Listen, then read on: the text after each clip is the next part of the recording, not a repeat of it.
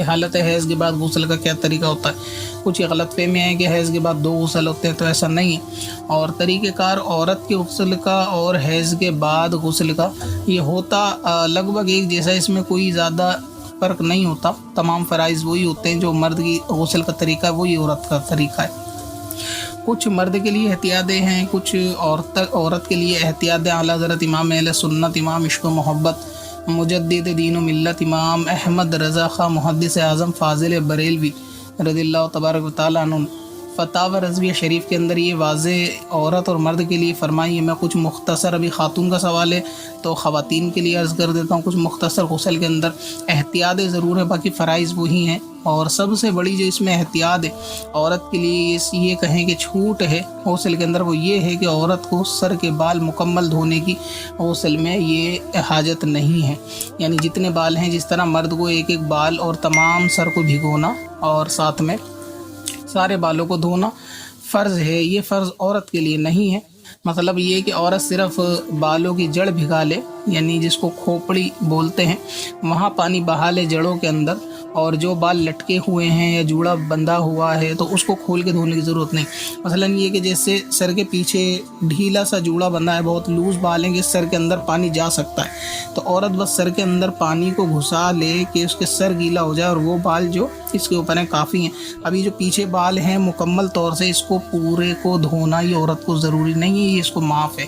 एक सबसे बड़ी रियायत दरअसल ये है कि गुस्ल का तरीका बिल्कुल सेम वही है कि हाथ वगैरह धोए गट्टों तक, उसके बाद आधा धड़ दो, वज़ू वगैरह करे, फिर सीधी जानिब और उल्टी जानिब पानी बहाए, और फिर सर से पानी बहा के जिस तरह नहाना चाहे वो नहा ले। अब क्योंकि औरत है तो इसके अंदर ज़ेवरात वगैरह की एहतियात करे कि अगर नाक के अंदर कोई लौंग या बुंदे वगैरह इतने टाइट पहन रखे तो उनके छेद के अंदर भी पानी बहाए, अगर छेद खुले हुए हैं।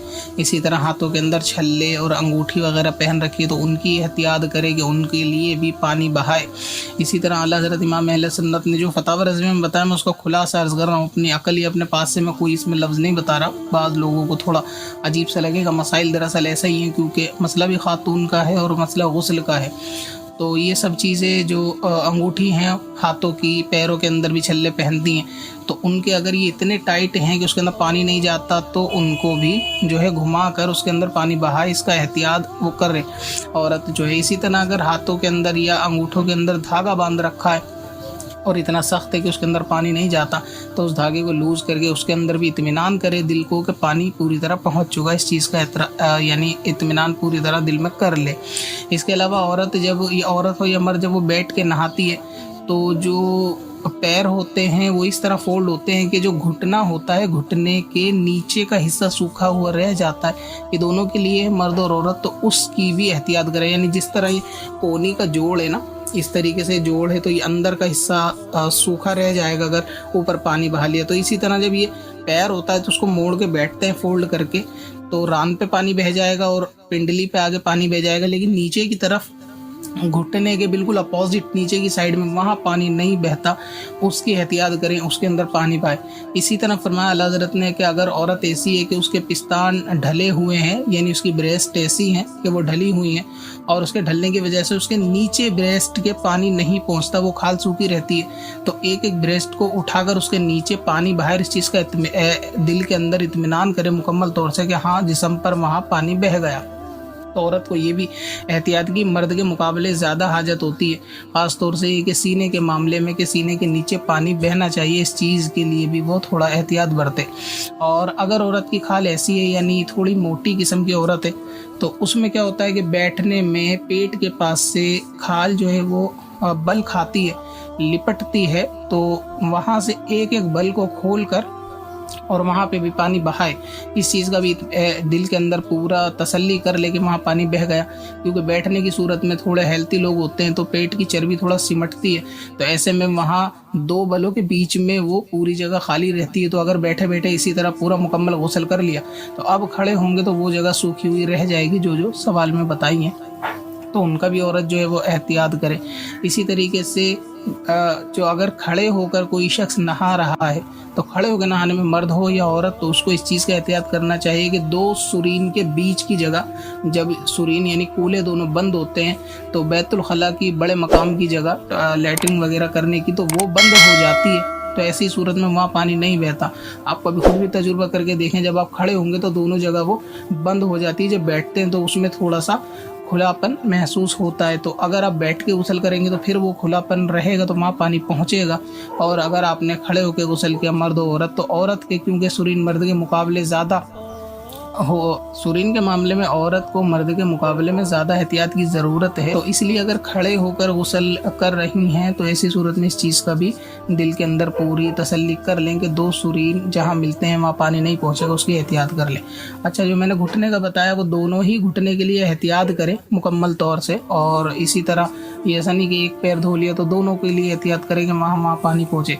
इसी तरह हालत हैज़ से फारिग होने के बाद आला हज़रत इमाम अहले सुन्नत ने फरमाया कि हालत हैज़ से जब औरत फारिग हो तो औरत के फ़र्ज़ के अंदर यानी शर्मगाह के अंदर उंगली से साफ़ करना और ये कि नजासत के असरात को ख़त्म करना, ये औरत के लिए मुस्तहब है। यानी ऊपर से तो तहारत हासिल कर लेगी औरत, मुकम्मल नहा लेगी, लेकिन हाइज़ा को हैज़ से फारिग होने के बाद फ़र्ज़ के अंदर यानी शर्मगाह के अंदर उंगली से साफ़ करना, उसको सारे असरात को नजासत के, ये उसके लिए मुस्तहब है कि गुस्ल में इस चीज़ को भी करें।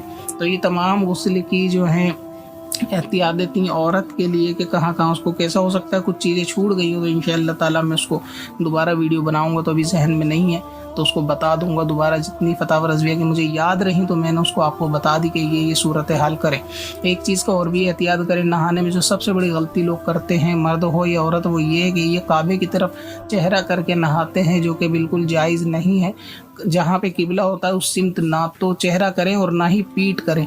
अगर चेहरा इधर करेंगे तो फिर काबे में पीठ होगी। तो जब आदमी औरत का सित्र खुला हुआ होता है तो खुले हुए सित्र के साथ काबे की तरफ चेहरा नहीं करना चाहिए। तो उनको चाहिए कि क्रॉस बैठें, जिधर काबा है उसके या तो लेफ़्ट साइड में आपके काबा हो या फिर राइट साइड में काबा हो, इस तरह से नहाना चाहिए। और अगर सित्र ढका हुआ है तो काबे की तरफ चेहरा करके नहा सकते हैं, उसमें कोई मसला नहीं है। जैसे मर्द अगर धोती वगैरह पहन के नहाएगा, काबे की तरफ चेहरा कर लेगा, तो उसमें कोई हरज वाली बात नहीं। लोग ये मुकम्मल समझ रहे होते हैं कि काबे की तरफ चेहरा करना नहीं चाहिए, उधर असल सिर्फ सित्र का मसला है, सित्र ढका हो तो हरज नहीं है। तो ये सब चीज़ें औरत की एहतियात थी। इसी तरह चूड़ी वगैरह हाथ के अंदर ज़्यादा भरी हुई पहन रखी हैं तो ये भी यानी कसी हुई और इतनी ज़्यादा तादाद में है कि नीचे पानी ना बहे, तो ये सब चीज़ें पूरे जिस्म पे मुकम्मल तौर से ये चीज़ देख ले। और नेल पॉलिश वगैरह तो उसको छुटाना पड़ेगी, लाली लगा रखी है तो उसको भी हाथ से छुटाना पड़ेगा, होंठ के नीचे लाली की परत के नीचे ये नहीं जाएगा पानी। तो इनकी एहतियात कर ले। बाकी जो मोटी मोटी एहतियात थी वो उम्मीद है कि करते ही होंगे शायद, लेकिन फिर भी मैंने एहतियात के तौर पर वो बता दी कि कहाँ कहाँ मिस्टेक हो सकती है जिनकी एहतियात की ज़रूरत है। और गुस्ल का तरीका हैज़ के बाद बिल्कुल वही है, उसमें कोई हरज नहीं है। आप लोग एक चीज़ पूछते हैं कि दुआ क्या है पाक होने की, कि इस दुआ को पढ़े बगैर पाक नहीं होंगे, तो ऐसी कोई दुआ मुझे याद नहीं है कि जिसके बगैर कोई पाक ना हो। बिस्मिल्लाह शरीफ पढ़ के बैतुल खला के अंदर दाखिल हो जाएं और फिर गुस्ल करना शुरू कर दें, तो यही काफ़ी है। कोई इसमें ऐसी दुआ नहीं है कि आपको वसवसा आता हो कि इस दुआ के बगैर हम पाक नहीं होंगे, गुस्ल नहीं होगा, ऐसा कुछ नहीं है। और जब आप गुस्ल से फारिग हो जाए तो उसके बाद वज़ू ना करें। इसके लिए मैं एक वीडियो पहले भी बना चुका हूँ कि गुस्ल के बाद वज़ू करना मना है। बहुत सारे लोग पूछते हैं कि उसी से नमाज हो जाएगी। बिल्कुल उसी से नमाज हो जाएगी, तमाम इबादतें इलाही उससे हो जाएंगी, कुरान पाक उससे पढ़ सकते हैं। जब तक वज़ू ना टूटे दोबारा वज़ू नहीं करना चाहिए, ख़ासतौर से गुस्ल के फ़ौरन बाद।